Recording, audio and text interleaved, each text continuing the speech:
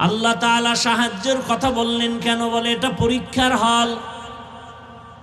তুমি পরীক্ষায় পাশ করতে হলে একা একা পারবা না, কারণ পরিবেশ বড় খারাপ। আল মালু ওয়াল বানুন জিনাতুল হায়াতিদ দুনিয়া। সম্পদ আর সন্তান হলো দুনিয়ার সৌন্দর্য। আল্লাহ তাআলা বলেন সাবধান, ইয়া আইয়ুহাল্লাযীনা আমানু লা তুলহিকুম আমওয়ালুকুম ওয়ালা আওলাদুকুম আন যিকরিল্লাহ। তোমার সন্তান আর সম্পদ যেন তোমাকে আল্লাহর মুহাব্বতের দরজা থেকে গাফেল করে না দেয়। সাবধান। সুফিয়ান সাউরি রহমাতুল্লাহ আলাইহি বলেন, মানুষের ধ্বংস করার মূল জিনিসটা হলো মাল, মালের মোহাব্বত। ভাই কথা বুঝেন তো? মানুষকে ধ্বংস করার মূল কি? মালের মোহাব্বত। এগুলোর থেকে মানুষকে বাঁচাইবে সে ডাক্তার কারা? ওলামায়ে কেরাম। ডাক্তার কারা? সুফিয়ান সাউরি বলেন, মানুষ মালের মোহাব্বতে আটকায়া যাবে, আর আলেমরা ডাক্তার হয়ে তাদেরকে সরাবে, বাঁচাবে, ঔষধ দিবে। সুফিয়ান সাউরি কয়, সেই মালে যদি আলেমরে ধরে, যারে দিয়ে ভূত সারামু এরে যদি ভূতে পায়, যেই মাল মানুষকে ধ্বংস করে, সেই মালের পেছনে যদি আলেম ডাক্তার হইয়া সেও যদি রোগী হয়ে যায়, তা চিকিৎসা করবে কে? ইলমেরা এজাজ করদান বেহিসাব খলকেরা দাদান জওয়াবে বাসওয়াব হক নাদারত। কপাল বুঝো না রে বাবা, ভালো করে বুঝো। এই এলাকার কোন কোটিপতি যদি এতগুলো মানুষ কোন একটা জায়গায় দুনিয়ার লাইনে জমা করতে চাইতো, তাহলে ওই নেতা, ওই টাকাওয়ালা সাহেবের প্রথমে তাকে আসা যাওয়ার ফ্রি গাড়ি দেওয়া লাগতো। আপনাকে দিছে ফ্রি গাড়ি, আবার ওই ফ্রি গাড়িতে এই বেহেশতি মানুষ আসতো না, সব গাঞ্জাখোরেরা লাইন দিত। আসার পরে ভিআইপি চেয়ার বসার জন্য আপনাদেরকে ভিআইপি বিছানা দিছে। পৃথিবীতে এর থেকে নরমাল থার্ড ক্লাসের বিছানা হতে পারে না। এর থেকে থার্ড ক্লাসের বিছানা আছে? নাই।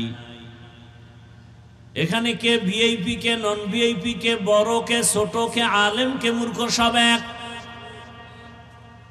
কে ধনী, কে গরিব, কোনো ভেদাভেদ নাই। ওই টাকাওয়ালা সব মানুষের বসাই আবার ফাঁকে ফাঁকে নাস্তা দেওয়া লাগতো। প্যাকেট একটা কম পাইলি চেয়ারের বাড়ি, বাতাসে উড়ে চেয়ার। শান্তির ঠিকানাই তো এটা। রসুল তো চ্যালেঞ্জ দিয়ে গেছেন, দুই জিনিস আঁকড়ায় ধরো, জীবনে সম্মান যাবে না, ঈমান যাবে না, অশান্তি আসবে না। এক, আল্লাহর কোরআন আঁকড়ায় ধরো। দুই, নবীর আদর্শ সুন্নাত। এই দুই জিনিস আঁকড়ায় যারা ধরবে তাদের জিন্দেগি শান্তির জীবন। আল্লাহর সাহায্য চাও। দুনিয়াটা কিছুই না রে বাবা। ও আমার কলিজার যুবক, কয়দিন আর বাহাদুরি করবা? কম তো করো নাই। মনে চাইছে দাড়ি রাখবা না, রাখো নাই। মনে চাইছে পার্কে পার্কে দৌড়াবা, দৌড়াইছো। মনে চাইছে সারা রাত মোবাইলে গুনাহ করবা, করেছো। মনে চাইছে নামাজ পড়বা না, পড়ো নাই। এখনো কি তওবা করার অন্তর আসে নাই? আরো কি গুনাহ করতে মনে চায়? বলো আর কতদিন করবা? বলো তোমার আশা কতদিন করলে পূরণ হবে? আর কত রাত মোবাইল চালাইলে আশা পূরণ হবে? বলো আর কতদিন পার্কে পার্কে গুনার আড্ডা দিলে তোমার আশা পূরণ হবে? বলো। এবং এ কথাও বলো, তোমার হায়াতের বাকি আছে আর কতদিন? চোখের সামনে লাশের মিছিল, ঘুমের বিছানায় তাকাও যুবকের লাশ, পানির মধ্যে তাকাও যুবকের লাশ,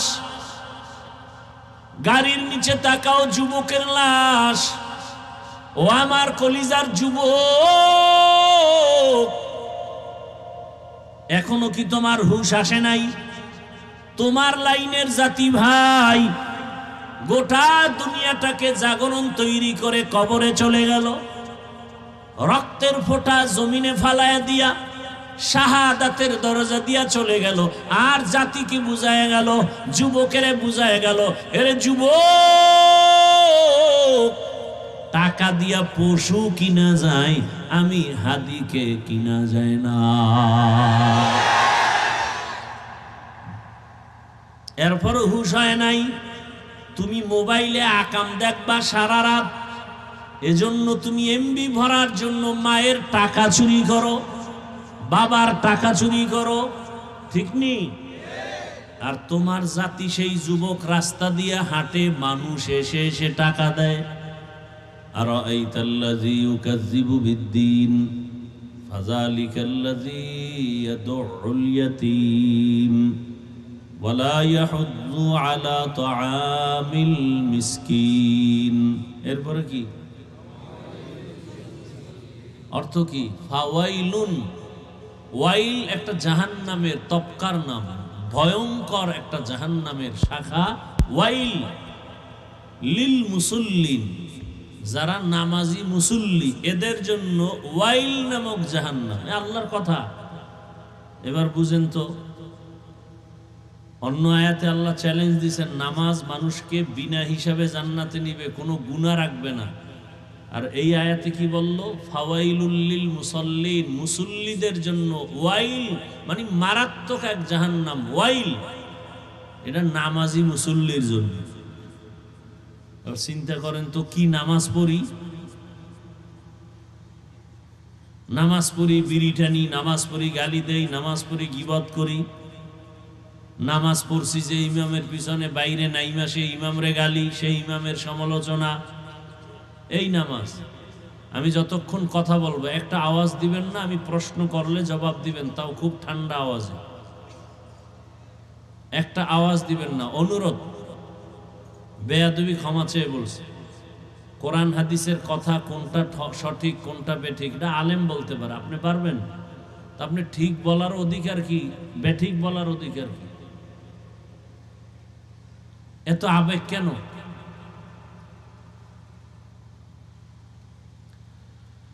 আল্লাহ মাহফিল কবুল করেন।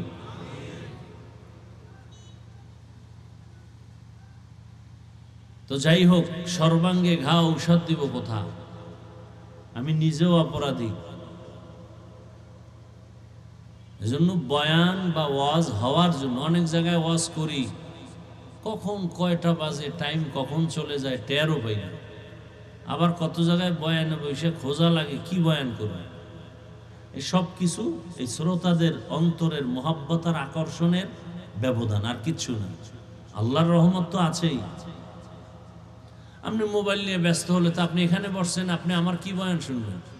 আপনি তো ও নিয়েই ব্যস্ত, আপনার কলবে তো বয়ান ঢুকবে না। আপনার কপালে তো খারাপ কেন? 24টা ঘন্টা মোবাইল মোবাইল মোবাইল, নামাজে যায়, মসজিদে যায় মোবাইল, বাথরুমে মোবাইল, ঘুমায় ঘুম নাই, সারা রাত মোবাইল মোবাইল, জেনা জেনা জেনা, চোখের জেনা, হাতের জেনা, পায়ের জেনা, অন্তরের জেনা। কি পরিমাণ মোবাইল, একটা সেকেন্ড বাদ নাই। মাওলায় ধৈর্য নিয়ে আসছে বেহেশতের বাগানে। এই জায়গাটায় কি এই গজবের জিনিসটা আলাদা রাখা যায় না? এহে না, এও সেই গজব।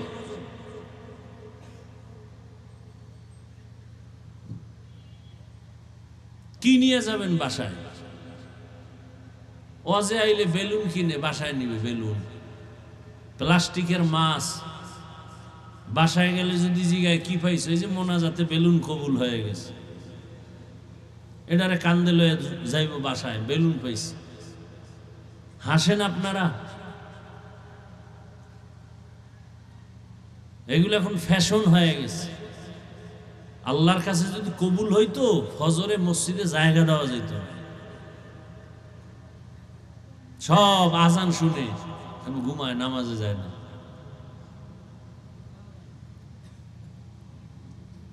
এই কথাগুলো সন্তানকে মাও বলতে ভয় পায়, কারণ সন্তান মাকে মারবে, যেন মাও বলে না, যদি আমারে মারে এবার চিন্তা করো যুবকরা, তুমি কত বড় বেয়াদব হয়েছো।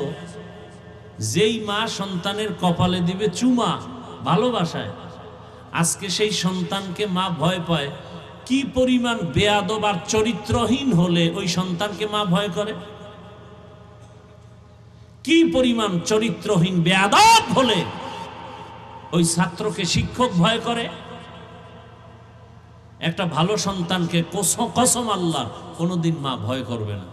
করবে কি ভাই? মা বাবা সন্তানকে ভয় করে কখনো? আবার এই কুলাঙ্গার আবার বন্ধু বান্ধবের সামনে কয় আমার বাপ মা যে আমারে ভয় পায়, গর্ব করে আবার। অথচ চিন্তা করা উচিত, তোমার মা বাপ তোমাকে ভয় পায় শুধু তুমি বেয়াদব, তোমার চরিত্র নষ্ট, এই কারণে ভয় পায়। কোনো ভালো মানুষ আদর্শবান সন্তানকে কোনোদিন কোনো মা বাপ ভয় পাবে না, প্রশ্নই উঠে না। এই কথাগুলো কেউ বলবে না, বলার নাই, শোনারও লোক নাই, বিরোধিতা করার লোকের অভাব নেই।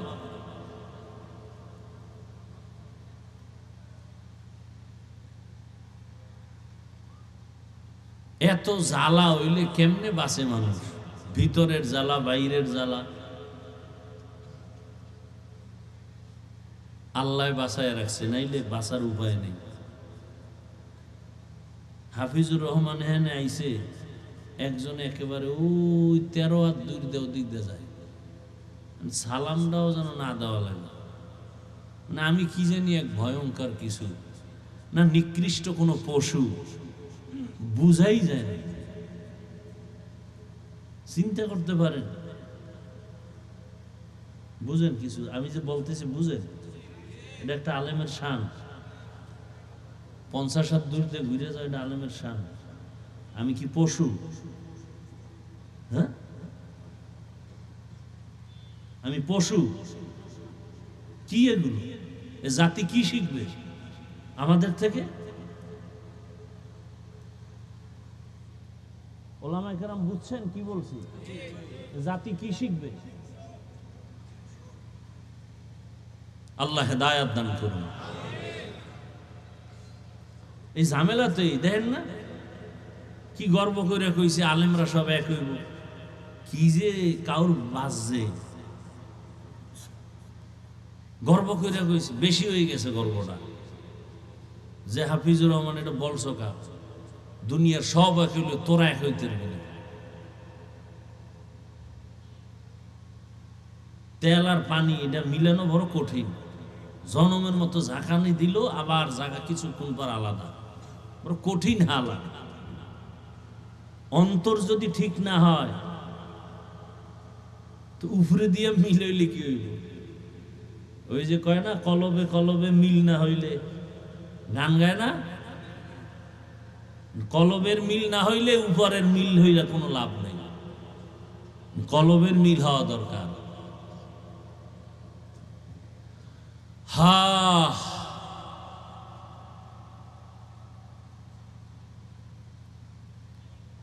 আল্লাহ আমাকে মাফ করেন, আল্লাহ আপনাদেরকেও মাফ করে দেন, রাগ করিয়েন না। চূড়ান্ত ভালোবাসা, মোহাব্বত নিয়ে কথাগুলো বলতেছি। একটা কথাও আমি কাউকে আঘাত করার জন্য বলি নাই, জাহান্নাম থেকে বাঁচার জন্য। আমি জান্নাতে যেতে চাই, আপনাদেরকেও নিতে চাই, সেই বয়ান করতে আসছি। কাউকে হুজুর বানানোর ওয়াজ করতে আমি আসি নাই, মাওলানা মুফতি মুহাদ্দিস বানানোর ওয়াজ করতে আমি আসি নাই। আমি আপনাদেরকে জান্নাতে নেওয়ার পরামর্শ দিতে আসছি। আল্লাহ সবাইকে কবুল করেন।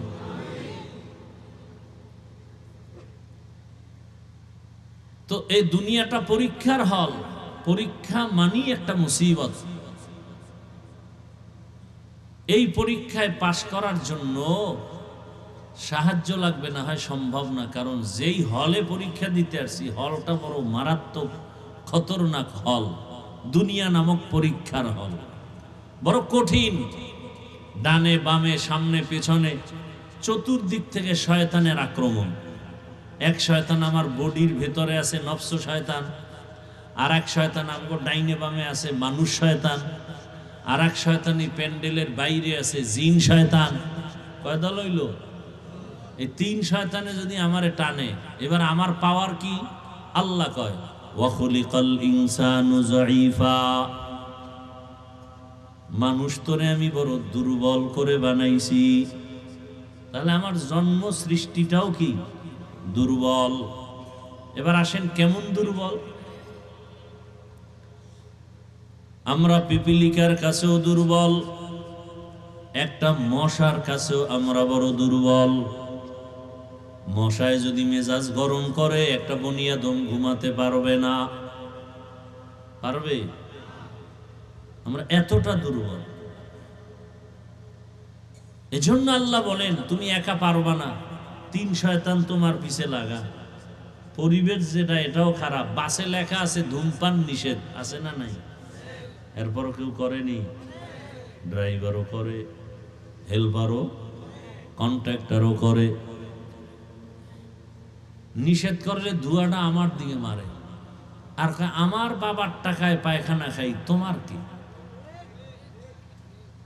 আছে না নাই?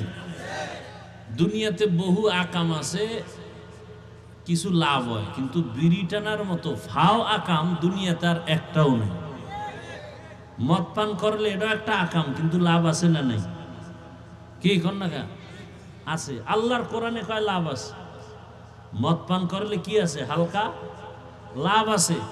কি লাভ? শরীরে এনার্জি হয়। এনার্জি বাড়লেই লঙ্গি ঠিক থাকে না, বউরে মা কয় না। আপনাদের এদিকে কেউ মদ পান করে কেউ জিকির টিকির করছে? কেউ করেন। কিন্তু বিড়ি টানলে কি লাভ বলেন তো? একটা লোক বলেন যে এই লাভ, খোদার কসম আমি বিড়ি টানব। চেহারা সুন্দর হয়, যৌবন বাড়ে, মেধা বাড়ে, ও ঠোঁটগুলো লাল হয়। হ্যাঁ, কি হয়? কালো। ওদের কলিজা আরো 10 গুণ কালো। কোম্পানি পর্যন্ত এই কথা লিখে দিছে, ধূমপান বিষ পান। এতই বাঙালি থামে না। এরপরে লেখছে মৃত্যু ঘটায়, এরপরও থামে না। বড় কঠিন হালাত। তাহলে এটা ফাও আকাম হইলে বিড়ি টানা। আমার কথাই কি হেদায়েত নাকি? হেদায়েতের মালিক মান ইয়াহদিল্লাহু ফাহুয়াল মুহতাদ ওয়া মান ইউদ্লিল ফালান তাজিদা লাহু ওয়ালিয়াম মুরশিদা। আল্লাহ যাকে চান হেদায়াত দিবেন, সে পেয়ে যাবে। আর যার কপাল খারাপ, ওই বান্দা হেদায়াত পাবে দূরের কথা, হেদায়াত পাওয়ার কোনো মুর্শিদ পাবে না, পথ প্রদর্শক পাবে না। বড় কঠিন এক হালাত। আল্লাহর কুদরতে হেদায়াতের চাবি দুনিয়ার কারো হাতে আল্লাহ চাবি দেন নাই। এ কারণে যেই রহমতের নবীর চেহারা তাকায় দেখলেই জাহান্নামের আগুন হারাম, ওই রহমতের নবীর পার্শ্বে একটানা 13 বছর বয়ান শুনলো, খানা খাইলো আবু জাহাল, তারপরও কপাল খুলে নাই, কালেমা পড়ে নাই। আর অন্যদিকে 27 বছরের একটা যুবক তরবারি নিয়ে দৌড়ায় নবীকে জবাই করার জন্য। নাম কি? কয় বছর?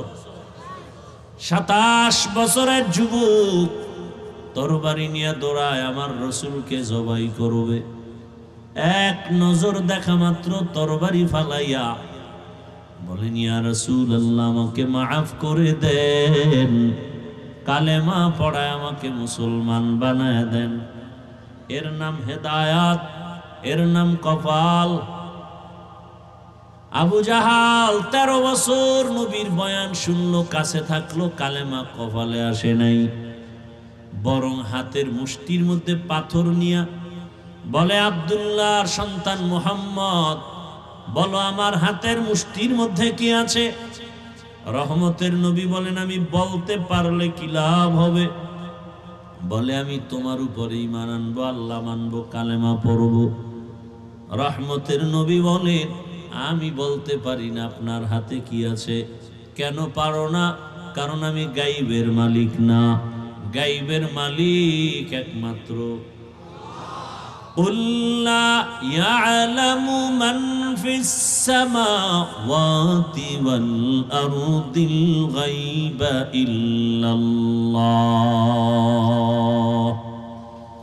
হে রাসূল, আপনিই বলে দেন, আসমানের বাসিন্দারা কেউ গায়েব জানে না, জমিনের বাসিন্দারা কেউ গায়েব জানে না, একমাত্র গায়েবের মালিক আল্লাহ। যেই কুদরতের ক্ষমতার দ্বারা গায়েব জানে, এই ক্ষমতায় দুনিয়াতে আর কেউ গায়েব জানে না। যদি কেউ মনে করে আল্লাহর মতোই কোনো পীর বা অন্য কেউ গায়েব জানে, সাথে সাথে তার ঈমান চলে যাবে। কারণ আমার আল্লাহ এক, আল্লাহর গুণের বেলায় তিনি এক, ক্ষমতার বেলায় তিনি এক। কি কোন অংশীদার সহযোগী নাই। লাম ইয়ালিদ লাম ইউলাদ লাইকাস, লাম ইয়ালিদ লাম ইউলাদ লাইকাস, ওয়ালিদ মাউলুদেরা খালেকাস। আল্লাহর মতো আর আল্লাহ নাই, তার ক্ষমতার মতো কারো ক্ষমতা নাই, তার গুণের মতো কারো গুণ নাই। এরপরে নবী বলেন, আচ্ছা আমি তো বলতে পারি না কি আছে। তবে নবী বললেন, হাতের মুষ্টিতে কি আছো তোরা নিজের একটা আওয়াজ দে। সাথে সাথে পাথরগুলো কালেমার আওয়াজ দিল। আবু জাহাল পাথরগুলো জমিনের মধ্যে ফেলে বলে, তুমি এত বড় জাদুকর আমি জানি না। এর নাম কপাল। কপালে কি নাই? হেদায়াত নাই। আর নবীকে জবাই করতে এসে কালেমাওয়ালা হয়ে গেল। 5 মিনিটের ব্যবধানে তরবারিটা উল্টা দিকে দাঁড়ায়া গেল বাইতুল্লাহর পার্শ্বে হাতিমে। হুঙ্কার দিয়া কয়, এই রসুলের দুশ্মনেরা, ইসলামের দুশ্মনেরা, মুহাম্মদের আর প্রয়োজন হবে না বিরোধিতার জন্য, মোকাবেলার জন্য, আমার তরবারির সামনে দাঁড়াও। এমন পাওয়ার আল্লাহ বাড়ায় দিয়েছেন। এখন ওমর যেই পথ দিয়া চলে, শয়তান ওই পথে চলে না। ভয়।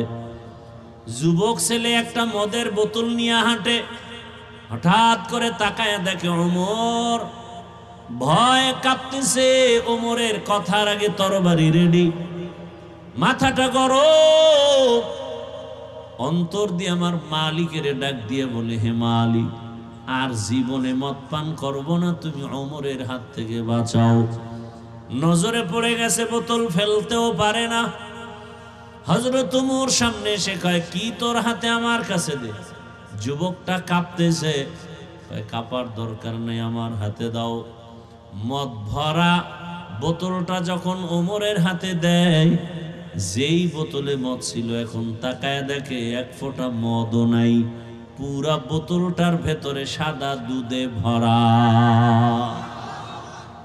हर के दारत खौफ हकदार दिल मदाम जन्नतुल मअवा देहद ओ रामकाम जुज़बा हक छी जे मखाज इंसुजा फजले उ आमस्ते दर जुमला जहां।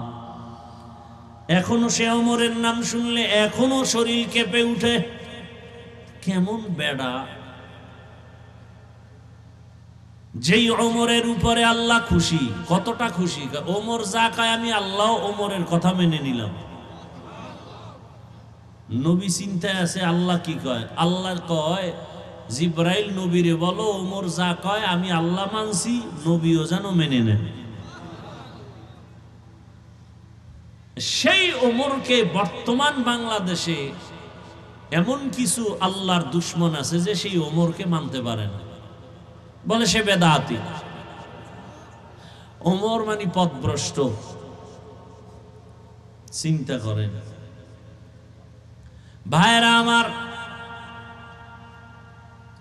ধর্ম নিয়ে এত ভেজাল আমার দেশে বলার ভাষা নাই। এত মানুষের টুপি দেয় না, এ নিয়ে কোনো ফিকির নেই। আর একজন টুপিওয়ালা সে পাঁচকুল্লি দিল কেন, এই জন্য মাথা ব্যথা আছে না নাই? এত মানুষ নামাজ পড়ে না, এ নিয়ে কোনো মাথা ব্যথা নাই। কিছু হজরতের সমস্যা কি, বুকে হাত বাঁধে না কেন, এ নিয়ে জ্বালা। বুকের হাত লইয়া নাবির হাত লইয়া চিল্লা চিল্লা, অথচ যারা নামাজই পড়ে না এদের পেছনে মেহনত নাই, ফিকির নাই। আল্লাহ হেদায়েত দান করেন। এই সব সমস্যার একমাত্র সমাধান আল্লাহ ওয়ালা যারা, তাদের কাছে বাইআত হইয়া সোহবত নিয়ে চললে দিল সোজা হবে, না হয় সোজা হবে না। যে ব্যক্তি বলে কোনো অলিয়া উলিয়া মানি না, হে কোনোদিন তার কাছে হাত দিবে, বয়াত হবে, এর উপায় কি? এর কপালে মহর লেগে গেছে। আমি তো সারা বাংলাদেশে বলি, যারা বলেন অলিয়া উলিয়া মানি না, আমি বলি এরা কোরআন মানে না, বুখারী শরীফ মানে না, এরা ভণ্ড। এদের যারা ভণ্ড বলে না তারাও ভণ্ড। আউলিয়ারা কারে উকবা ইখতিয়ার, জাহেলারা কারে দুনিয়া ইখতিয়ার। মাইলে মোমেন সোয়ে মোমেন মিশাওয়াদ, মাইলে কাফের সোয়ে কাফের মিশাওয়াদ। আল্লাহ তাআলা সাহায্যের কথা বললেন কেন? বলে এটা পরীক্ষার হল। তুমি পরীক্ষায় পাশ করতে হলে একা একা পারবা না, কারণ পরিবেশ বড় খারাপ। আল মালু আল বানুন জিনাতুল হায়াতিদ দুনিয়া। সম্পদ আর সন্তান হলো দুনিয়ার সৌন্দর্য। আল্লাহ তাআলা বলেন সাবধান, ইয়া আইয়ুহাল্লাযীনা আমানু লা তুলহিকুম আমওয়ালুকুম ওয়ালা আওলাদুকুম আন যিকরিল্লাহ। তোমার সন্তান আর সম্পদ যেন তোমাকে আল্লাহর মুহাব্বতের দরজা থেকে গাফেল করে না দেয়। সাবধান। সুফিয়ান সাউরি রহমাতুল্লাহ আলাইহি বলেন, মানুষের ধ্বংস করার মূল জিনিসটা হলো মাল, মালের মোহাব্বত। ভাই কথা বুঝেন তো? মানুষকে ধ্বংস করার মূল কি? মালের মোহাব্বত। এগুলোর থেকে মানুষকে বাঁচাইবে সে ডাক্তার কারা? ওলামায়ে কেরাম। ডাক্তার কারা? সুফিয়ান সাউরি বলেন, মানুষ মালের মোহাব্বতে আটকায়া যাবে, আর আলেমরা ডাক্তার হয়ে তাদেরকে সরাবে, বাঁচাবে, ঔষধ দিবে। সুফিয়ান সাউরি কয়, সেই মালে যদি আলেমরে ধরে, যারে দিয়ে ভূত সারামু এরে যদি ভূতে পায়, যেই মাল মানুষকে ধ্বংস করে, সেই মালের পেছনে যদি আলেম ডাক্তার হইয়া সেও যদি রোগী হয়ে যায়, তা চিকিৎসা করবে কে? ইলমেরা এজাজ করদান বেহিসাব, খলকেরা দাদান জওয়াবে বাসওয়াব হক নাদারত। এই এত ডিস্টার্ব করা লাগে? তুমি সামনে বইলা খাইয়া, কত মানুষ পিছনে ডাইনে বামে দাঁড়ানো, ওখান থেকে দুই চারজন যদি বিড়ি টানতে যায়, আমরা দেখবো ডিস্টার্ব হবে। সামনে বসে মানে হেদায়েত হয়ে গেছে মাশাআল্লাহ, হেরার বয়ান লাগবে না। থানবী রহমতুল্লাহ আলাইহির দরবারে যে একজন বইয়া 1 মিনিটও না উঠা হাঁটতেছে, সবাই গিয়ে ধরছে, এই ভাই তুমি কোথার থেকে ফট করে চলে যাও, থানবীর দরবার। কেনা ভাই আমার অজ হয়ে গেছে, পুরা টাটকা হেদায়েত পেয়ে গেছে। কি আমরা 40 বছর হজরতের দরবারে লাইন পাইতেছি না, খুঁজা আর আপনি আসলেন আর বসলেন আর উঠে যান, হেদায়েত হয়ে গেছে? বলে হ্যাঁ হয়ে গেছে। যদি আমি 1 মিনিটের ওয়াজ আমল করি, আমার বিশ্বাস আমি বিনা হিসাবে জান্নাতে যাব। কি ওয়াজ? থানবী বলছে গুনাহ করিও না, নেক ছাড়িও না। আপনারাও কি এই নিয়তে উঠতেছেন? এমন করিয়েন না। আল্লাহ নিয়ে আসছেন ভাই, জোর করে এই সমস্ত ঠান্ডার মধ্যে এই প্যান্ডেলে বসা যায় না। মাওলায় দয়া না করলে পারে না, সম্ভব না। এই 3rd ক্লাসের বিছানায় যে কেউ বসতে পারে না। এখানে বসতে কপাল লাগে, কপাল। এখানে বসতে কি লাগে? কপাল। বুঝো না রে বাবা, ভালো করে বুঝো। এই এলাকার কোন কোটিপতি যদি এতগুলো মানুষ কোন একটা জায়গায় দুনিয়ার লাইনে জমা করতে চাইতো, তাহলে ওই নেতা, ওই টাকাওয়ালা সাহেবের প্রথমে তাকে আসা যাওয়ার ফ্রি গাড়ি দেওয়া লাগতো। আপনাকে দিছে ফ্রি গাড়ি। আবার ওই ফ্রি গাড়িতে এই বেহেশতি মানুষ আসতো না, সব গাঞ্জাখোরেরা লাইন দিত। আসার পরে ভিআইপি চেয়ার বসার জন্য আপনাদেরকে ভিআইপি বিছানা দিছে।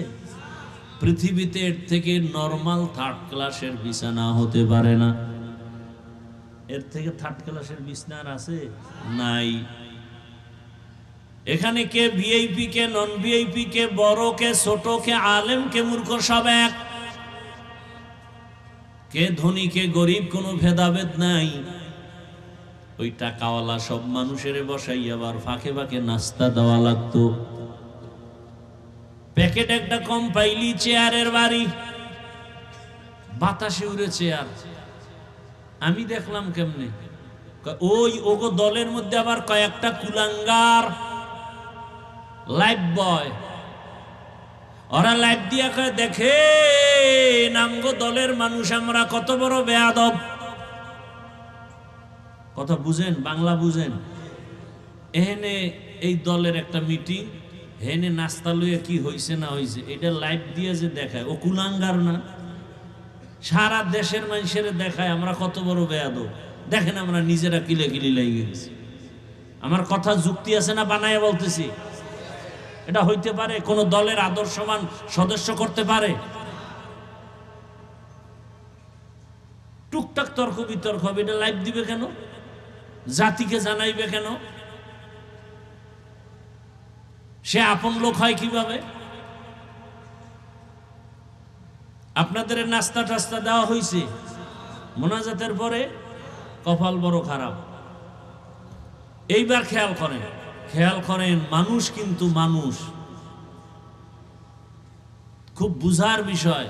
এই মেধা আল্লাহ আর কোন মাখলুককে দেন নাই, মানুষকে দিছেন। এরপরে এতগুলো মানুষকে ওই সাহেবের নিয়ন্ত্রণের জন্য কত পুলিশের দরকার, কত আর্মি, কত র্যাব। সর্বশেষ ভয় থাকলে কুত্তা নিয়ে হাজির। কারণ মানুষের উপরে বিশ্বাস নাই, বেঈমানি করে ফেলে।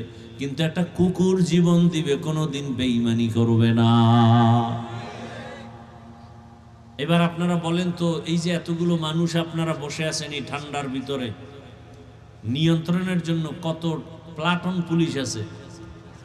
হ্যাঁ, একটু আকল দেখে খাটান তো। এতগুলো মানুষ, যে যেখানে দাঁড়ানো, যে যেখানে বসা, চুপচাপ, কে কোথায় বসছে কোনো খেয়াল নাই। পেটে ক্ষুধা আছে, ওদিকে চিন্তাও নাই। এমনকি টেলিফোন করলেও এখন আর কেউ কল ধরবে না, কেটে দেবে। কথা ঠিক না? আবার দিছে, আবার কাটবে, এইভাবে 4-5 বার দিলে তো মাথা গরম হয়ে যাবে। মাথাটা নত করে একবার রিসিভ করে আসতে বলবে, এই মিয়া এতবার কাইটে দিই, তুমি আবার কল দাও।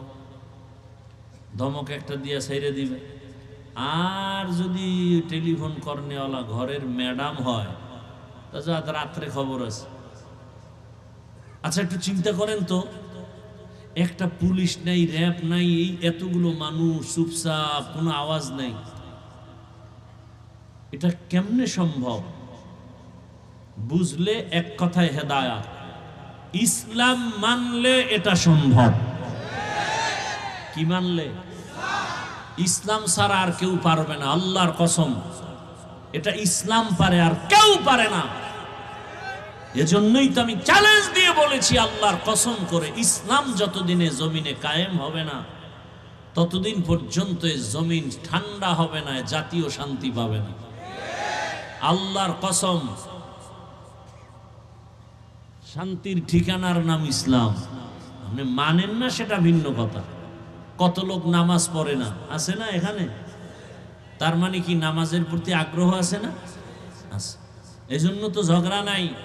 হ্যাঁ, তার সাথে তর্ক, তার সাথে যুদ্ধ, যদি বলে নামাজ পছন্দ করি না, এ কথা বললেই সে বেঈমান। একজনে দাড়ি রাখে না, কোনো ঝগড়া নাই, তার ঈমান আছে।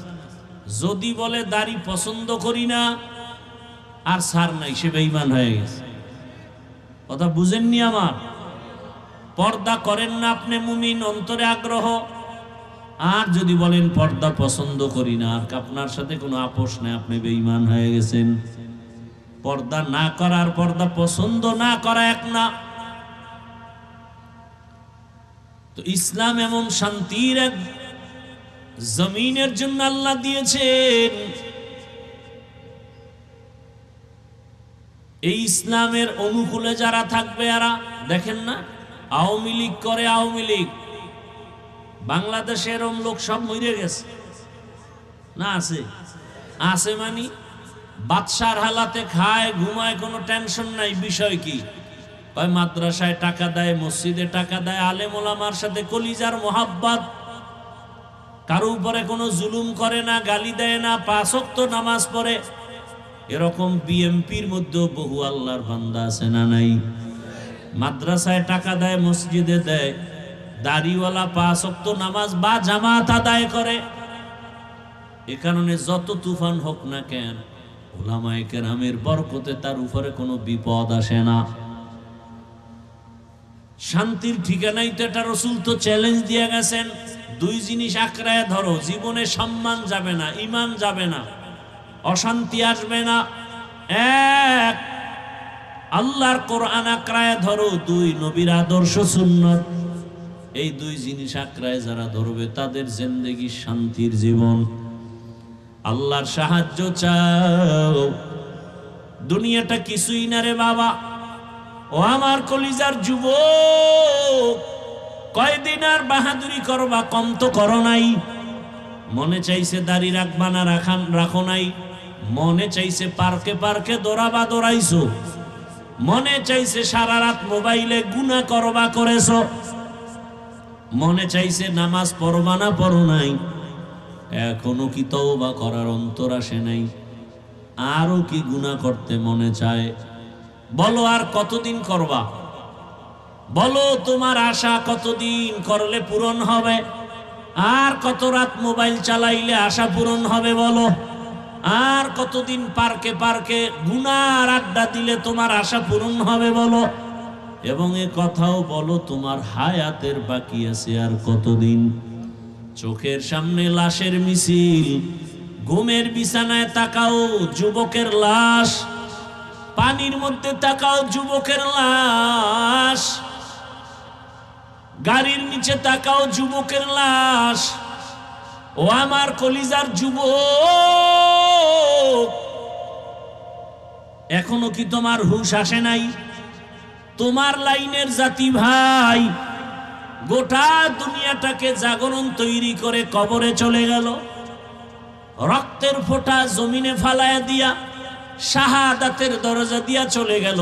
আর জাতিকে বুঝায় গেল, যুবকেরে বুঝায় গেল, এরে যুবক, টাকা দিয়া পশু কিনা যায়, আমি হাদিকে কিনা যায় না।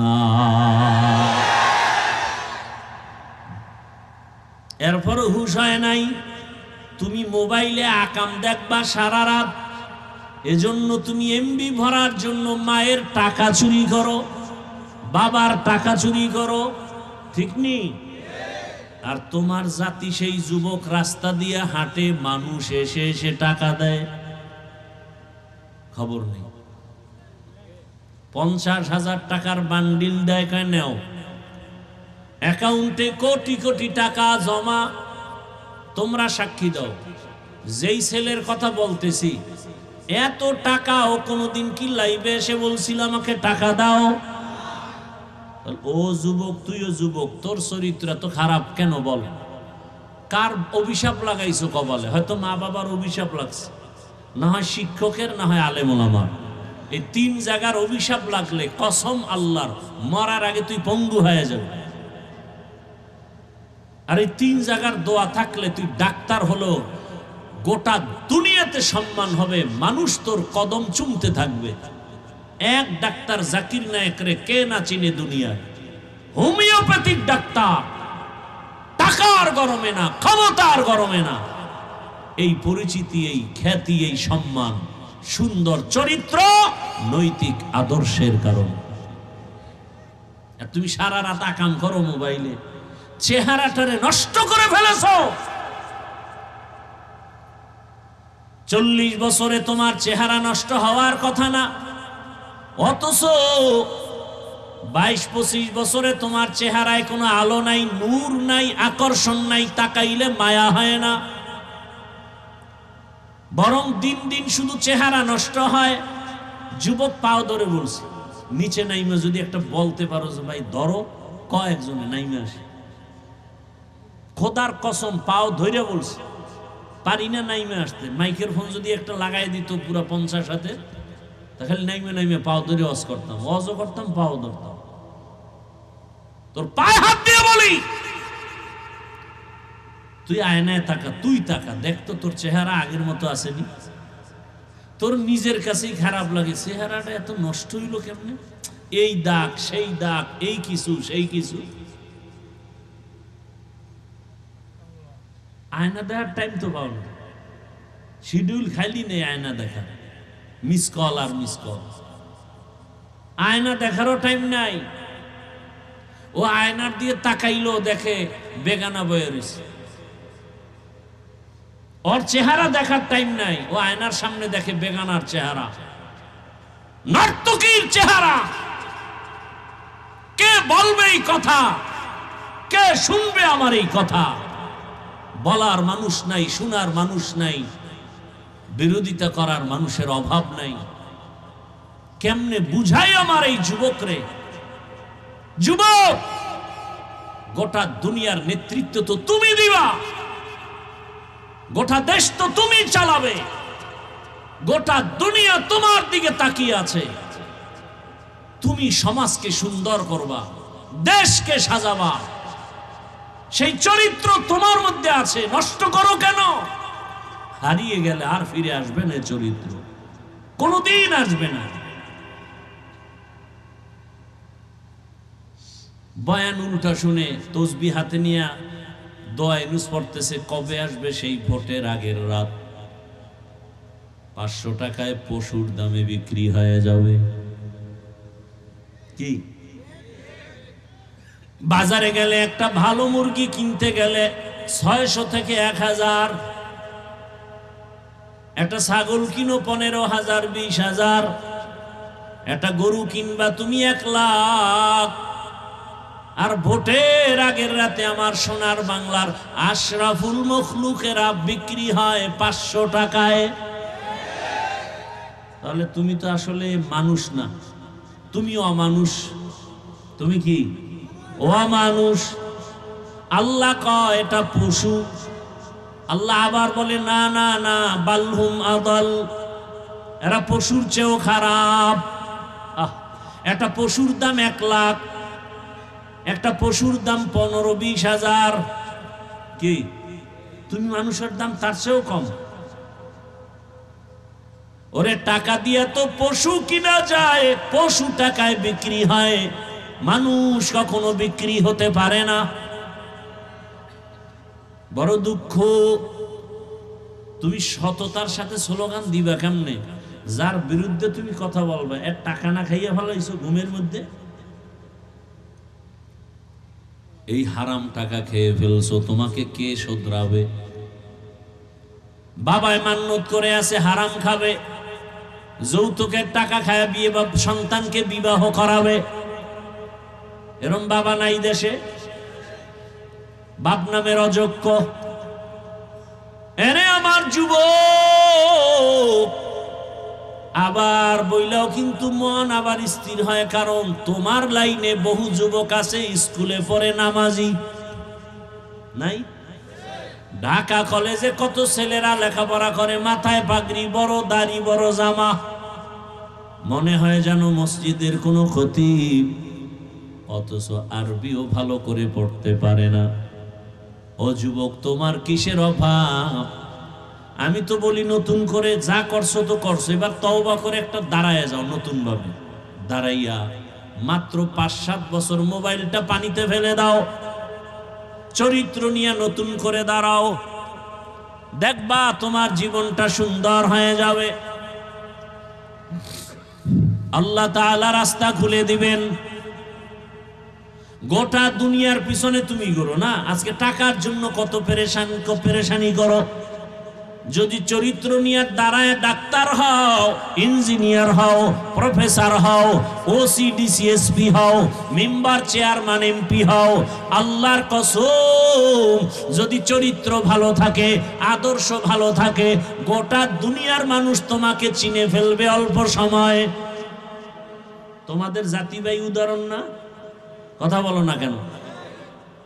উদাহরণ। গোটা দুনিয়ার মানুষ তাকায়ছিল এই ছেলেটাকে। বাংলাদেশের মানচিত্রে এই দেশ যতদিন আছে তার ইতিহাস ততদিন থাকবে। কথা ঠিক? তোমার অভাব কি বলো বাবা?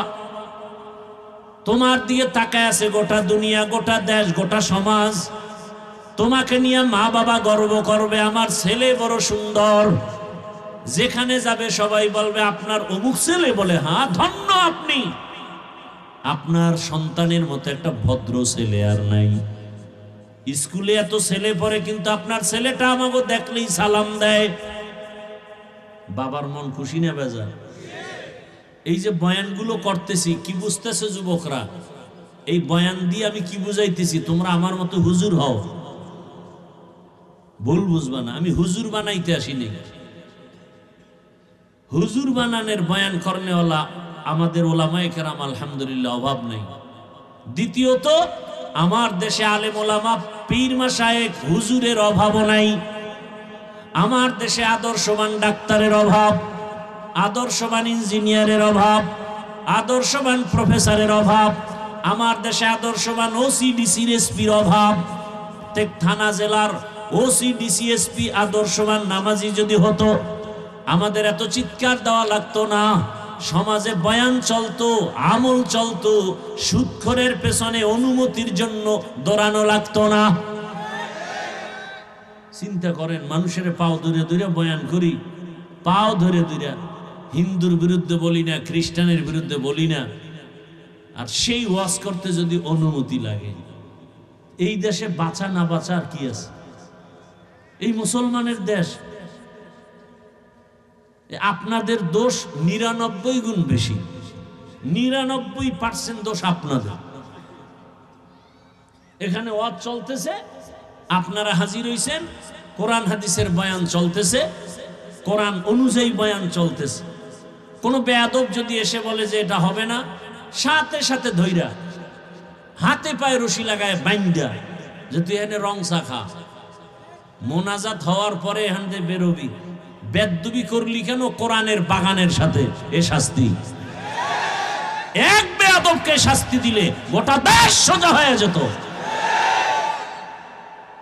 আমার আল্লাহর কোরআনটা একটু দুর্বল। এটাই পরিবার নীতি আছে, সমাজ নীতি আছে, অর্থনীতি আছে, শুধু রাজনীতি নাই। হ্যাঁ, এই কোরআনে সুলাইমান নবীর রাজনীতির কথা আছে।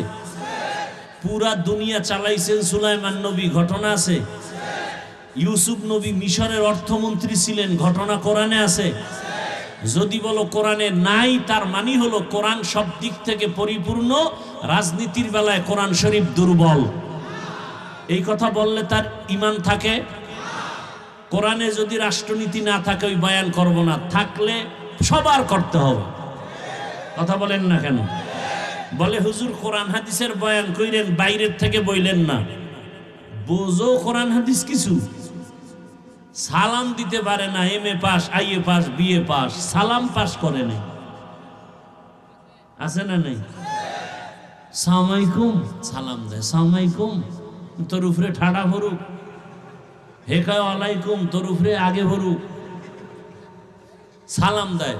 লজ্জা শরম কই? আসসালামু আলাইকুম, শুধু এই দুইটা শব্দ, এটা পারে না, আর সব পারে। আর একজনে আবার স্টাইল করে দেয় আসসালাম আলাইকুম। হুজুর একজন পাইয়া স্টাইল করছে, তো হুজুরে যে চালাক বুঝে নাই, জিগায় হুজুর কেমন আছেন? হুজুর কয় শুকুর আলহামদুলিল্লাহ। হুজুর আপনি শুকুর বললেন কেন? শুকুর বলবেন না? কপাল তোরটাও খারাপ, আমারটাও খারাপ। আমি যে শুকুর বলবো, এই নকটা তুই সালামে নিয়ে গেছে, আমার তো শুকুর বলা ছাড়া উপায় নেই। বেয়াদবি ক্ষমা চাই। একটা কথা যদি কোরআন হাদিসের বাইরে বলি, জিহ্বা কেটে ফেলবো। আসো, কেউ আসলে আসো। কোরআন শরীফের মধ্যে যদি রাজনীতি না থাকে, কোরআন আমি মানি না, চ্যালেঞ্জ। কোরআনে নাই বলতে কিচ্ছু নাই। পরিবার নীতি আছে, রাষ্ট্রনীতি আছে, সমাজনীতি আছে, অর্থনীতি আছে। 20টা বছর লেখাপড়া তো করলাম ডাউলের পানি আটার রুটি খাইয়া, এই কোরআনই তো বললাম।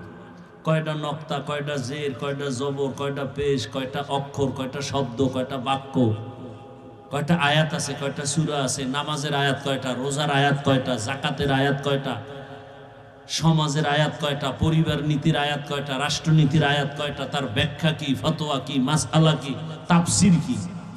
পড়তে পড়তে পড়তে পড়তে জীবন শেষ। ময়দানে আসি, এখন কোরআন নিয়ে বয়ান করতেছি। কোন সুদখোর, কোন আল্লাহর দুশমন এসে যদি কয় হুজুর বয়ানটা এমন করেন, ওরে কি পরিমাণ রিমান্ডের মাইট দেওয়া দরকার।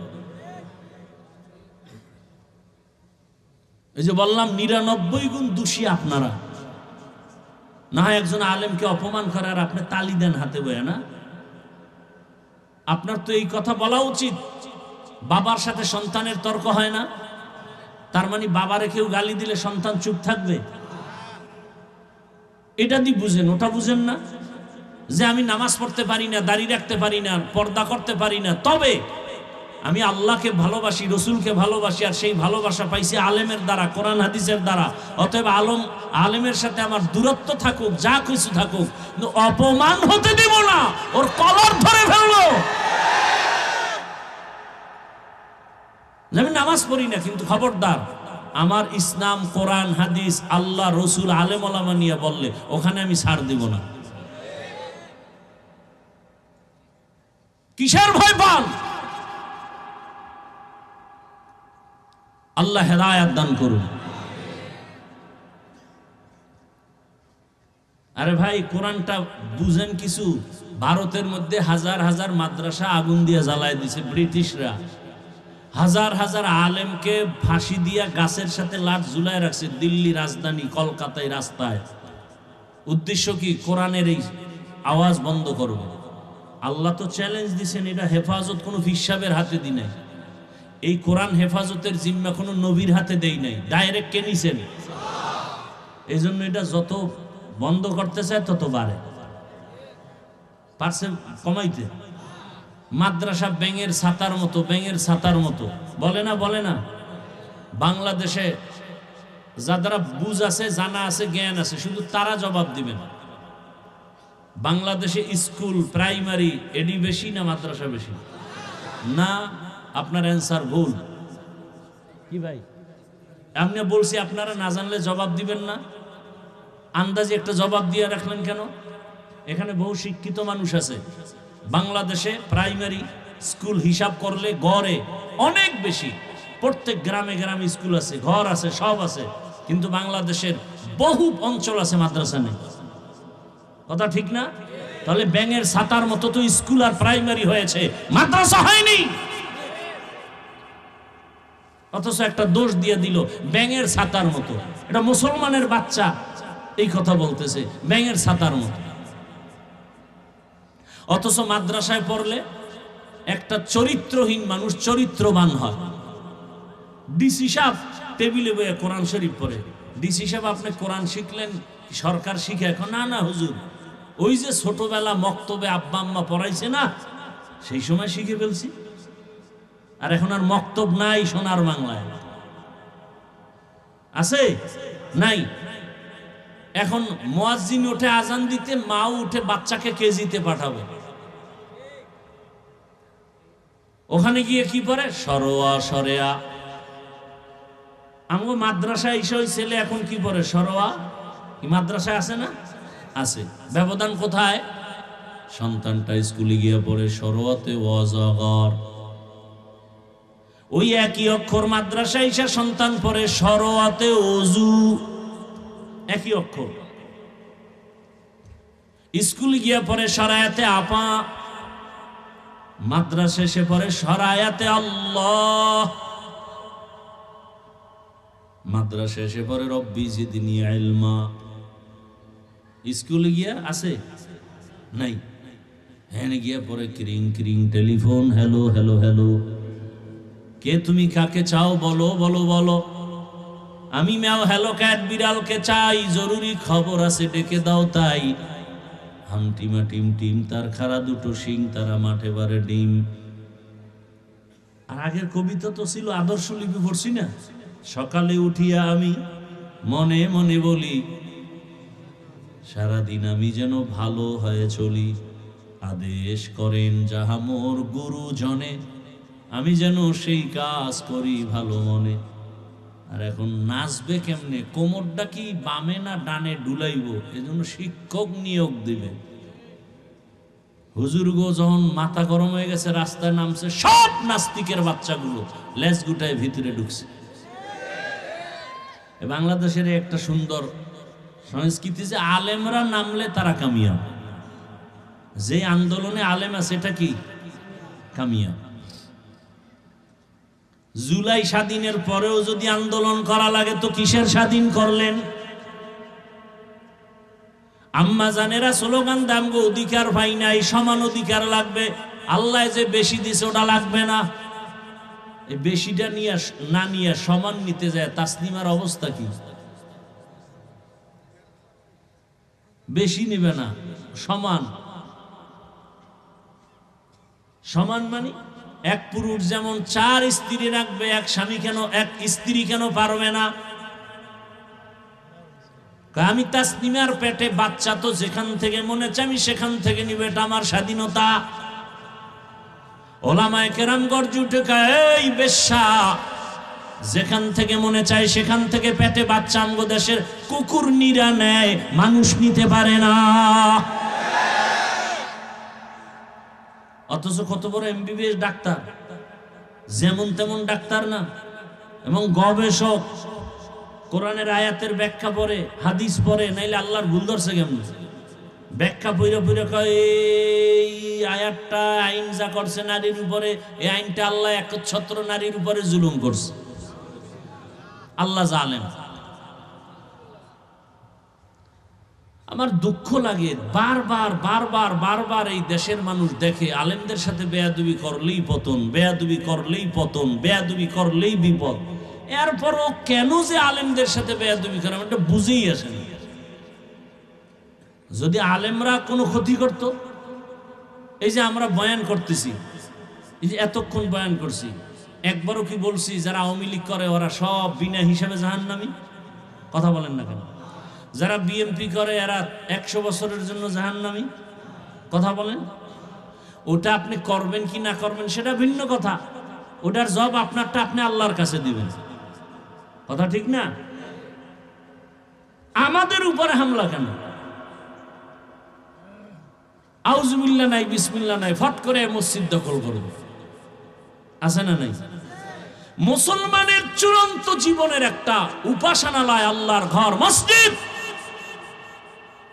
যেখানে মানুষ বিড়ি নিয়ে ঢুকতে ভয় পায়, ওযু ছাড়া ঢুকতে ভয় পায়, একটা সুদখোর, সেই মসজিদের দায়িত্ব নেয় কিভাবে? সুদখোর তো মায়ের সাথে জিনা করার গুনাহ লিপ্ত, অল টাইম মায়ের সাথে জিনা, গর্ভধারিণী মায়ের সাথে অল টাইম জিনা জিনা জিনা জিনা। সুদখোর, যার জীবনে একটা মোনাজাত কবুল হবে না তওবা না করা পর্যন্ত। সুদের সাথে যারা জড়িত, এদের হজ কবুল হবে না, দান সদকা কবুল হবে না, একটা মোনাজাত কবুল হবে না। বরং অল টাইম আমার আল্লাহ রেডি থাকতে বলছে, যে রেডি থাক, আমি আল্লাহ নিজে তোর সাথে যুদ্ধ করব। তো কত বড় মারাত্মক চিন্তা করেন তো। সূরা বাকারা আয়াত। এই যে কথাগুলো বলতেছি কাউকে আঘাত করার জন্য, দূরে সরাবার জন্য। আচ্ছা, আগামী জুমা এই বয়ান, আমার মতো এই বয়ানগুলো আপনাদের মসজিদ এলাকায় করুক না তো কোনো ইমাম খতিব, কি হবে উপায়? কমিটি গোপনে বলবে 1 মাসের ছুটি। কি দোষ আপনাদের না? আপনারা তো প্রতিবাদ করতে পারবেন না, ওই যে পায়খানা খাইছেন।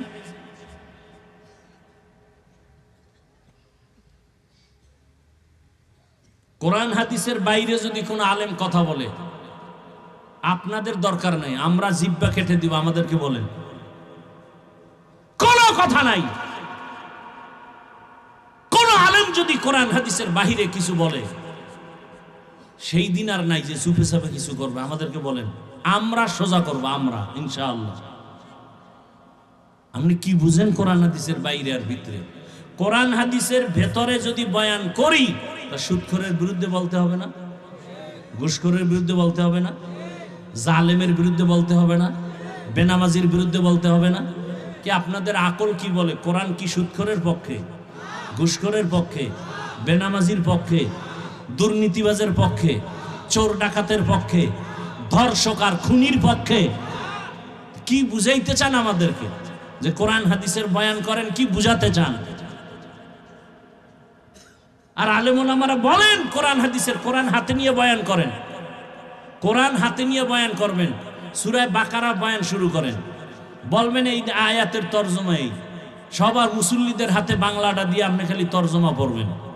সুদের যতটি আয়াত আছে একসাথে আইনা বয়ান শুরু করেন, দেখা দেখা। এরপরে কেউ বিরোধিতা করলে এরপরে আসি, আমরা আসি। জীবন তো একবার আসছে, একবার যাবে, টেনশন কিসের? সুদের বয়ান করবেন, ঘুষখোরের বিরুদ্ধে বয়ান করবেন, কোরআনে আছে না? বেনামাজির বিরুদ্ধে কি কি ভয়াবহ বয়ান আছে, এটি করবেন।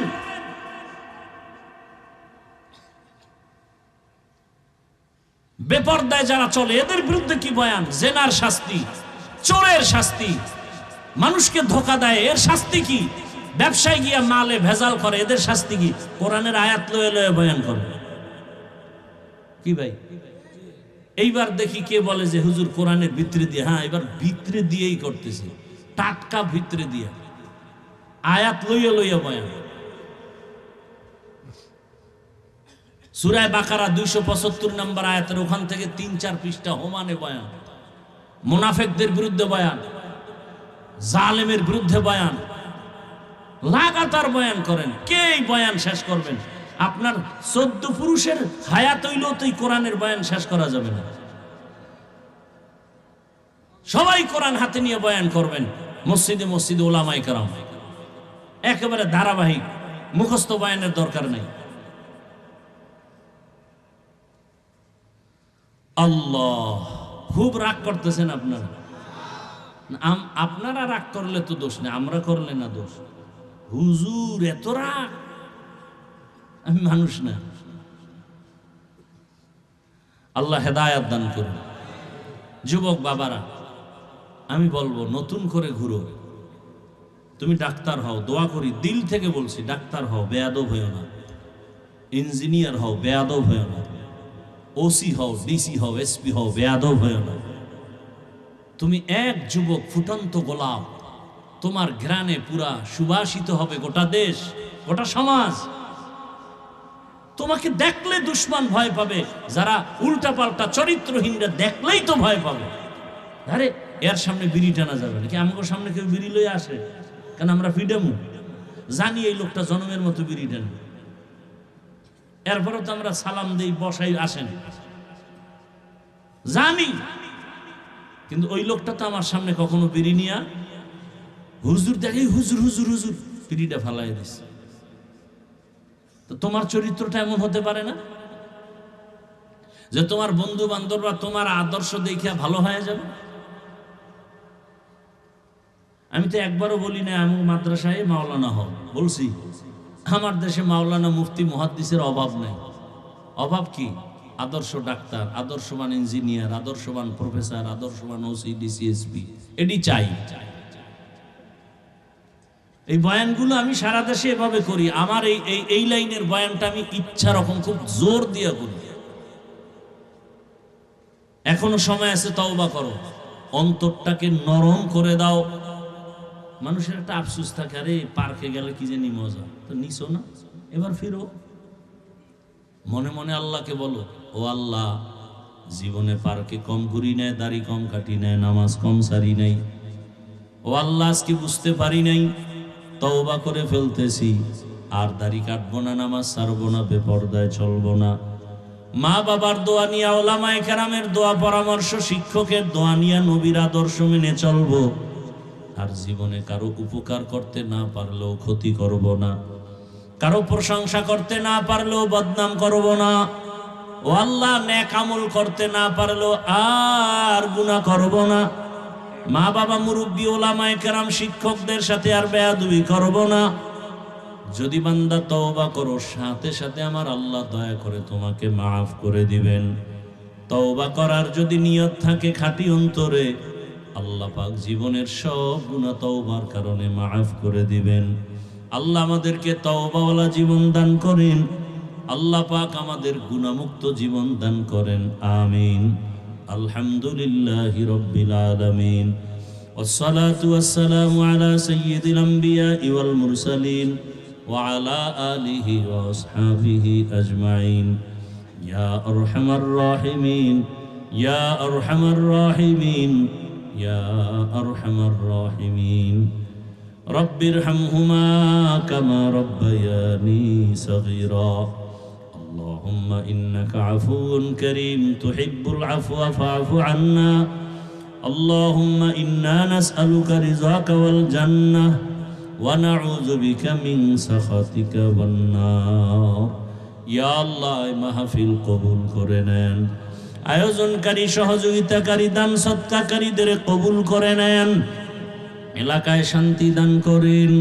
মা বোনদের পর্দাওয়ালা বানায় দেন। সন্তানগুলো নেককার বানায় দেন।